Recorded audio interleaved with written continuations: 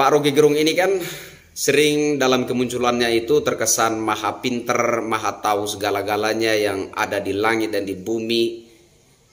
Tapi maaf kata saja, kali ini saya melihat Pak Rocky Gerung itu maha bodoh gitu ya. Tidak bisa membedakan mana itu persoalan negara dan mana itu persoalan individu. Nasib yang dialami oleh Ustadz Abdul Somad dideportasi dari Singapura itu merupakan persoalan individu seorang Ustadz Abdul Somad dan bukan persoalan negara, dan pemerintah Indonesia tidak wajib untuk menyatakan sikap terhadap pemerintah Singapura.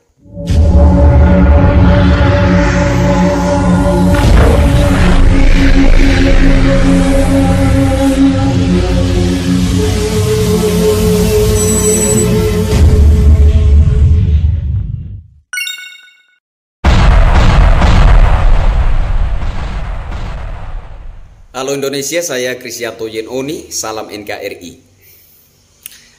Kali ini saya ingin menanggapi pernyataan Rocky Gerung terkait Ustadz Abdul Somad yang dideportasi dari Singapura ya. Jadi Rocky Gerung mengatakan bahwa Presiden Jokowi sudah seharusnya tersinggung dan kemudian meminta kepada pemerintah Singapura untuk mencabut tuduhannya terhadap Ustadz Abdul Somad. Mengingat bahwa di Indonesia sendiri Ustadz Abdul Somad itu tidak dianggap sebagai ekstremis. Kenapa Singapura menuding Ustadz Abdul Somad sebagai ekstremis? Kira-kira seperti itu arah pernyataannya Rocky Gerung. Begini ya, yang pertama, Pak Rocky Gerung ini kan sering dalam kemunculannya itu terkesan maha pinter, maha tahu segala-galanya yang ada di langit dan di bumi. Tapi maaf kata saja, kali ini saya melihat Pak Rocky Gerung itu maha bodoh gitu ya, maaf kata ya. Kenapa? Karena sepintar-pintarnya seorang Rocky Gerung kok tidak bisa membedakan mana itu persoalan negara dan mana itu persoalan individu gitu ya. Terkait Ustadz Abdul Somad yang dideportasi atau dipulangkan paksa dari Singapura, menurut saya itu adalah persoalan pribadinya Ustadz Abdul Somad. Kan begitu. Negara Singapura menuding Ustadz Abdul Somad itu sebagai penganut paham ekstremis. Saya ulangi ya. Negara Singapura menuding Ustadz Abdul Somad sebagai penganut paham ekstremis. Garis bawahi. Singapura tidak menuding Indonesia sebagai negara ekstrem. Hanya kepada seorang individu bernama Ustadz Abdul Somad. Jadi nasib yang dialami oleh Ustadz Abdul Somad di Singapura, dideportasi, dipulangkan paksa ke Indonesia, itu merupakan persoalan individu seorang Ustadz Abdul Somad. Kecuali Ustadz Abdul Somad adalah seorang pejabat negara dan atau seorang duta besar Indonesia untuk Singapura, maka itu menjadi persoalan negara. Dan pemerintah Indonesia sudah harus mengambil sikap, meminta klarifikasi, bahkan kalau bisa menuntut pemerintah Singapura untuk meminta maaf dan mencabut tuduhannya terhadap Ustadz Abdul Somad. Tapi bagaimanapun terkenalnya seorang Ustadz Abdul Somad, bagaimanapun hebatnya seorang Ustadz Abdul Somad, status sosialnya di mata negara kesatuan Republik Indonesia hanyalah seorang warga negara Indonesia.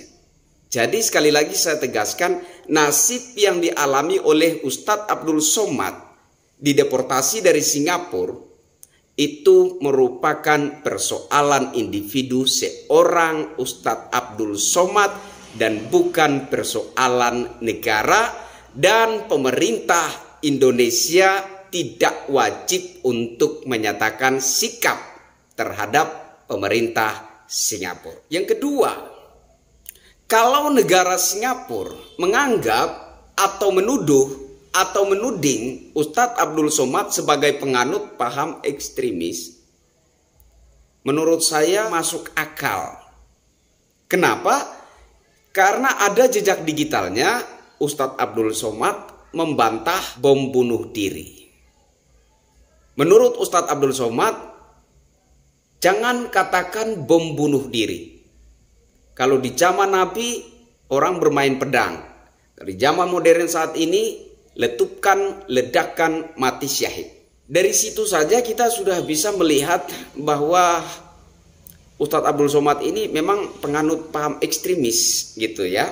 Jadi saya justru bertanya-tanya kenapa pemerintah atau negara Singapura yang lebih dahulu melihat dan menuduh seorang Ustadz Abdul Somad itu sebagai penganut paham ekstremis.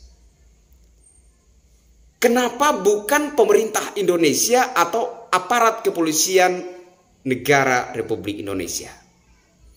Kenapa harus Singapura yang lebih dahulu mengklaim bahwa Ustadz Abdul Somad itu penganut paham ekstremis?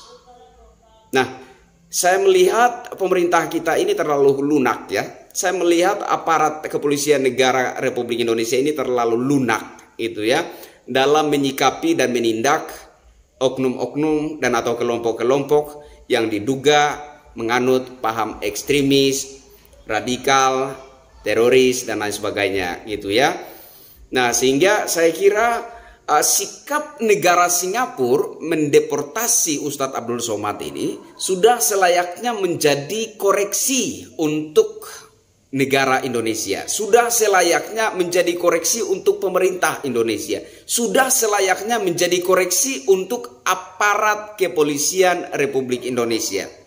Karena kalau sampai negara lain yang lebih dahulu mengklaim bahwa Ustadz Abdul Somad itu penganut paham ekstremis, di sini menunjukkan bahwa pemerintah dan juga aparat kepolisian negara Republik Indonesia ini lamban dalam menyikapi oknum-oknum dan atau kelompok-kelompok penganut paham ekstremisme. Saya kira seperti itu ya. Yang ketiga, saya melihat sikap Singapura mendeportasi Ustadz Abdul Somad ini merupakan upaya negara Singapura untuk menjaga kedaulatannya.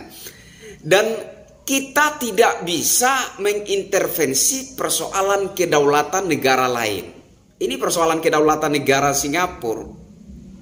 Dan kita tidak bisa mengintervensi persoalan kedaulatan negara Singapura. Ya, yang terakhir saya juga melihat ada tanggapan dari pihak Partai PKS ya, yang mengatakan bahwa sikap negara Singapura mendeportasi Ustadz Abdul Somad ini sangat menyakiti hati umat Islam, dan kemudian negara Singapura itu harus minta maaf katanya gitu ya. Dan menurut saya ini juga salah kaprah ya. Kenapa?